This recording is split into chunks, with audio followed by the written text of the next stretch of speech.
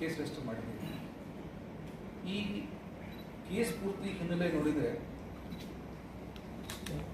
ಸ್ವಾಮೀಜಿಗೆ ಇವನು ಮೊದಲಿಂದ ಪರಿಚಯ ಮಾಡಿಕೊಡ್ತಾನೆ. 12ನೇ ತಾರೀಕು ಸೆಪ್ಟೆಂಬರ್ಗೆ ಅವ್ರ ಹತ್ರ ಹೋಗ್ಬಿಟ್ಟು ಹೇಗಿದ್ರಿ, ಅವರು ಆರೋಗ್ಯ ಕೇಳ್ಕೊಂಡು ಅವ್ರ ಜೊತೆ ಆಲ್ಮೋಸ್ಟ್ 1-2 ತಾಸು ಅವರ ಮಠನಲ್ಲಿ ಸ್ಪೆಂಡ್ ಮಾಡಿಬಿಟ್ಟು ಅವ್ರದ್ದು ಫೋನ್ ನಂಬರ್ ತೊಗೊಂಡ್ಬಿಟ್ಟು ಅಲ್ಲಿಂದ ಹೋಗ್ತಾನೆ.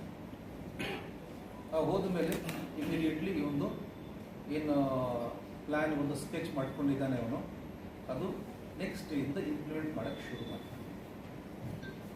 13th ಮತ್ತು 14th ನಂಬರ್ ಸ್ವಾಮೀಜಿ ಅವರು ತಗೊಂಡಿದ್ದಾರೆ ಇವನು, ಆ ನಂಬರ್ಗೆ ಫೋನ್ ಮಾಡೋಕ್ಕೆ ಶುರು ಮಾಡ್ತಾರೆ. ಆದರೆ ಬಹುಶಃ ಸ್ವಾಮೀಜಿ ಅವ್ರ ಮೊಬೈಲ್ ನಂಬರ್ ಮಠ ಒಳಗೆ ನೆಟ್ವರ್ಕ್ ಸರಿ ಇರಲಿಕ್ಕಿಲ್ಲ, ಅದಕ್ಕೆ 2 ದಿವಸ ಕನೆಕ್ಟ್ ಆಗಲಿಲ್ಲ. ಕನೆಕ್ಟ್ ಆಗಲಿಲ್ಲ, ಅದಕ್ಕೋಸ್ಕರ ಇವನು ಒಂದು ಪ್ಲ್ಯಾನ್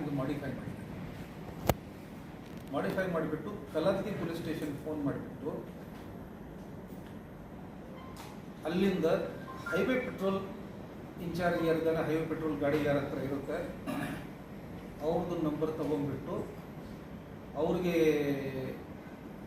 ಈ ಒಂದು ಅಕ್ಯೂಸ್ಡ್ ಪ್ರಕಾಶ್ ವೀರಪ್ಪ ಅಂತ, ನಾನು ಒಬ್ಬ ಬೆಂಗಳೂರಿನಿಂದ DSP ಫೋನ್ ಮಾಡ್ತಿದ್ದೀನಂತ ಹೇಳಿ, ಭಾಳ ಒಂದು ಅರ್ಜೆಂಟ್ ವಿಷಯ ಇದೆ, ಸ್ವಾಮೀಜಿ ಅವರಿಗೆ ಮಾತಾಡಬೇಕಾಗ್ತದೆ, ಕನೆಕ್ಟ್ ಮಾಡಿಕೊಡಿ ಅಂತ.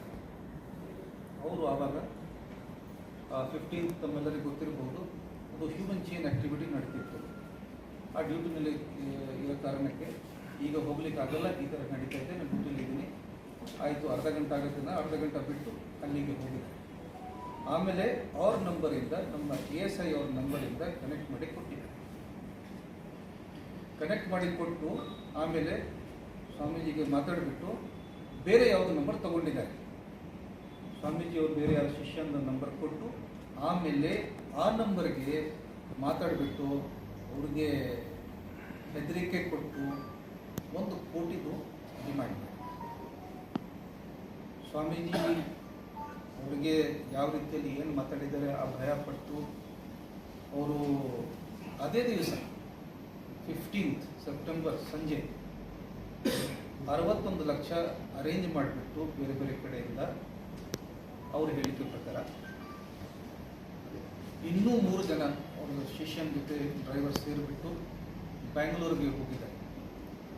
ಬ್ಯಾಂಗ್ಳೂರಿಗೆ ಹೋಗಿ ನೆಕ್ಸ್ಟ್ ಅಂದರೆ 16th ಈ ಅಕ್ಯೂಸ್ಡ್ಗೆ ಹ್ಯಾಂಡ್ ಓವರ್ ಮಾಡಿದ್ದಾರೆ. ಎಷ್ಟು? 61 ಲಕ್ಷ. ಅದು ಆದಮೇಲೆ ಮತ್ತೆ 17th ನೆಕ್ಸ್ಟ್ ಡೇ 17th ಹೋಗ್ಬಿಟ್ಟು ಯಾರಿಗೂ ಅಲ್ಲಿ ಕಳಿಸಿ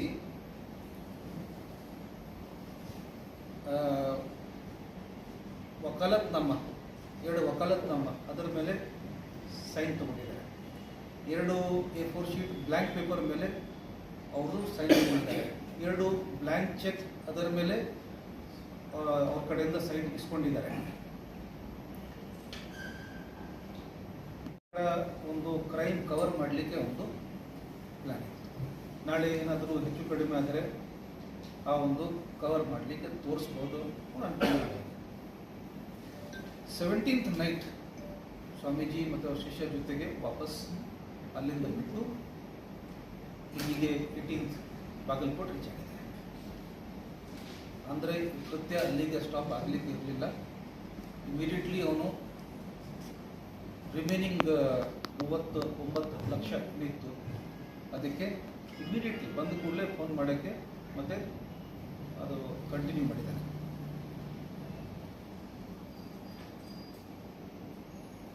18th 19th ಮತ್ತು 20th ಇವ್ರದ್ದು ಕಂಟಿನ್ಯೂ ಆಯಿತು. 20ನೇ ತಾರೀಕಿಗೆ ಸ್ವಾಮೀಜಿ ಮತ್ತೆ ಸೇಮ್ ಅದೇ ರೀತಿ. ಈ ಸ್ಟೋರಿ ಏನಂತಂದರೆ, ಅಕ್ಯೂಸ್ಡ್ ಒಬ್ಬ ಪ್ರಕಾಶ್ ವೀರಪ್ಪ ಮುದೋಳ್, ಏಜ್ 50 ವರ್ಷ, ರೆಸಿಡೆಂಟ್ ಆಫ್ ಮಿರ್ಜಿ, ಮುಧೋಲ್ ತಾಲೂಕು. ಇವನು ಕರೆಂಟ್ಲಿ ಅನ್ಎಂಪ್ಲಾಯ್ಡ್ ಇದ್ದಾನೆ. ಆದರೆ ಈ ಹಿಂದೆ ರಾಮದುರ್ಗ ಕಾನ್ಸ್ಟಿಟ್ಯೂನ್ಸಿಯಿಂದ 2023ನಲ್ಲಿ MLA ಎಲೆಕ್ಷನ್ ಕಂಟೆಸ್ಟ್ ಮಾಡಿದ್ದಾನೆ. ಮತ್ತು ಈ ಹಿಂದೆ ಒಂದು ಸ್ಕೂಲ್ ಕೂಡ ರನ್ ಮಾಡಿದ್ದಾನೆ ಅವನು. ಜೊತೆಗೆ ಅಗ್ರಿಕಲ್ಚರ್ ಮತ್ತು ಡೈರಿ ಆ್ಯಕ್ಟಿವಿಟಿನಲ್ಲಿ ಇನ್ವಾಲ್ವ್ ಆಗಿದ್ದಾನೆ. ಆದರೆ ಕರೆಂಟ್ಲಿ ಅನ್ಎಂಪ್ಲಾಯ್ಡ್ ಇದ್ದಾನೆ. ಫರ್ದರ್ ಎನ್ಕ್ವೈರಿ ಮೇಲೆ ಇವನ ಮೇಲೆ 12 ಕೇಸ್ ನಮಗೆ ಪತ್ತೆಯಾಗಿದೆ. ಈ ಒಂದು ವಿಷಯ ನಾನು ಆ್ಯಕ್ಚುಯಲ್ ಫ್ಯಾಕ್ಟಿಂದ ಮುಂಚೆ ನಮಗೆ ಹೇಳ್ತಾ ಇದ್ದೀನಿ, ಅದರ ಬ್ಯಾಕ್ಗ್ರೌಂಡ್ ಗೊತ್ತಾಗಿದೆ. ಇದರಲ್ಲಿ ಈ 12 ಕೇಸ್ನಲ್ಲಿ 3 ಕೇಸ್ ಥೆಫ್ಟ್ ಇದೆ, ಚೀಟಿಂಗ್ ಫೋರ್ಜರಿದು 3 ಕೇಸ್ ಇದೆ, ಎಕ್ಸ್ಟಾರ್ಷನ್ ವಿತ್ ಇಂಪರ್ಸನೇಷನ್ ಅಂದರೆ ಫಸ್ಟ್ ಟೈಮ್ ನೀವು ಮಾಡಿಲ್ಲ, ಇಂಪರ್ಸನೇಷನ್ ಆಗಿ ಎಕ್ಸ್ಟಾರ್ಟ್ ಮಾಡೋದು 3 ಕೇಸ್ ಇದೆ, ಅನ್ಲಾಫುಲ್ ಅಸೆಂಬ್ಲಿದು 2 ಕೇಸ್ ಇದೆ, ಮತ್ತು ಪಬ್ಲಿಕ್ ಸರ್ವೆಂಟ್ಗೆ ಅಡ್ಡೆ ಹಾಕೋದು ಕೆಲಸ ಮಾಡೋಕ್ಕೆ 353 ಆ ಒಂದು ಕೇಸ್ ಇದೆ. ಒಟ್ಟು 12 ಕೇಸ್. ಈ ಕೇಸ್ ಸೇರಿಬಿಟ್ಟು ಅವನ ಮೇಲೆ ಇದೆ. ಇಷ್ಟಪಡ್ತೀವಿ ನೋಡಿ, ಸ್ವಾಮೀಜಿ ಭಾಳ ಇಂಟೆಲಿಜೆಂಟ್ಲಿ ಕೊನೆಗೆ ಅದು ಅವ್ರದ್ದು ಕಾಮನ್ ಸೆನ್ಸ್ ಕೂಡ ಹೇಳ್ಬೋದು ಮತ್ತು ಅವೇರ್ನೆಸ್ ಕೂಡ ಹೇಳ್ಬೋದು ಯೂಸ್ ಮಾಡಿಬಿಟ್ಟು ಒಂದು ಒಳ್ಳೆ ಕೆಲಸ ಮಾಡಿದ್ದಾರೆ. ಮೊದಲೇ ಮಾಡಿದರೆ ಇನ್ನೂ ಬೇಗ ಆಗಬೇಕಾಗಿತ್ತು, ಆ ಒಂದು ಸಿಚುವೇಶನ್ ಆಗ್ತಿರಲಿಲ್ಲ. ಆದರೆ ಇವನು ಕ್ರಿಮಿನಲ್ ಕೂಡ ಭಾಳ ಶಾತಿರಿದ್ದಾನೆ. ಅವನು ಭಾಳ ಪ್ಲ್ಯಾನ್ ಮಾಡಿಬಿಟ್ಟು ಒಂದು ಸ್ಕೆಚ್ ಮಾಡಿಬಿಟ್ಟು ಮಾಡಿದ್ದಾನೆ.